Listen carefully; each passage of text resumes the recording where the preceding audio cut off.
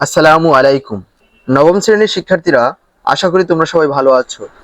এখন আমি আলোচনা করব তোমাদের ইসলাম বিষয়ক মূল্যায়ন প্রশ্ন নিয়ে। তাহলে চলো মূল্যায়ন প্রশ্নটি দেখে নিই। ষান্মাসিক সামষ্টিক মূল্যায়ন 2024, নবম শ্রেণী, বিষয় ইসলাম শিক্ষা, শিক্ষার্থীর জন্য নির্দেশনা। প্রকল্পের নাম ইসলামের উপর বিশ্বাস স্থাপন ও প্রয়োগের মাধ্যমে জীবন পরিচালনা। কাজের ধারাবাহিকতা। কাজ 1, আকাইদ সম্পর্কে তোমার নিজের ধারণা ও তা বাস্তব জীবনে প্রয়োগের ধারা ব্যাখ্যা করো। তোমার মতে ঈমানের প্রতি বিশ্বাস স্থাপনের প্রক্রিয়া বিশ্লেষণ করো। ইসলামের মৌলিক বিষয়গুলোর একটি তালিকা তৈরি করো এবং তা ব্যাখ্যা করো। দলের সবার তালিকায় যা যা মৌলিক বিষয় সম্পর্কে ব্যাখ্যা করেন তা সবকিছু মিলিয়ে একটি তালিকা তৈরি করে তা এককভাবে খাতায় লিখো।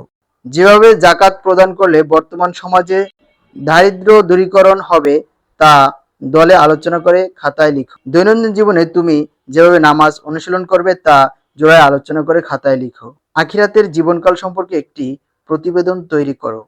সমাজের কল্যাণে ভূমিকা রাখার উপায় দলে আলোচনা করে তা পোস্টার পেপারে লিখে এবং দল থেকে একজন সদস্য তা শ্রেণীতে উপস্থাপন করো।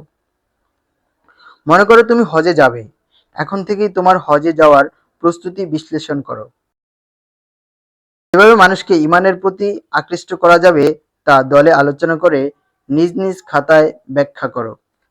তো শিক্ষার্থীরা, আজকের জন্য এটুকুই। দেখা হচ্ছে নতুন কোনো ভিডিওতে।